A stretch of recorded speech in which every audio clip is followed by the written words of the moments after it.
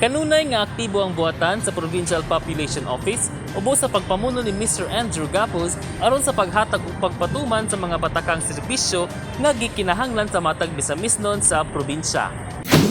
Subay niini, may pahigayon og training workshop ang buhatan sa PPO alang sa pagtukod sa Information and Service Delivery Network kon ISDN ngadto alang sa epektibo nga pagpatuman sa Executive Order 141 sa Boardwalk Baybay lungsod sa Lubihid, Misamis Oriental adlong Martes hangtod Huwebes, Oktubre 5, 6 ug 7, 2021. Mismong si Provincial Population Officer Mr. Andrew Gapos ang nanguna sa kalihukan samtang nitambong isip mga resource speaker sila Director Neil Aldrin G. Omega sa POPCOM 10 o si Mr. Jeremiah Cabasan, Information Officer 3 sa POPCOM 10. Ana usab aron mo pal ilawom sa training ug workshop ang 22 ka partisipante gikan sa LGU Lubihid ug DepEd pinangunahan nila Lubihid MPO designate Miss Ellen Sabelita ug Dr. Lolita Roas gikan sa MHO Lubihid.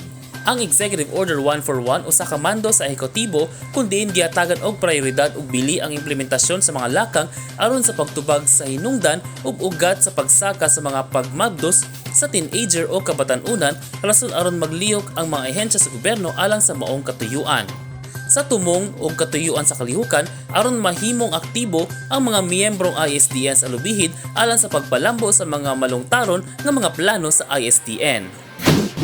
Sa pagtinabangay sa mga ahensya sa gobyerno, mapalokal man o nasyonal, mamahimong dakong tabang ang pagpatuman sa ISDN kay mahatagan og prioridad ang mga kabatan-unan sa lalawigan hilabi na kun hingpit nga mahingusgan ang Executive Order 141.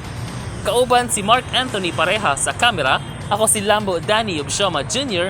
alang sa limpyo og mataro nga panggobyerno, padayon Pilipino.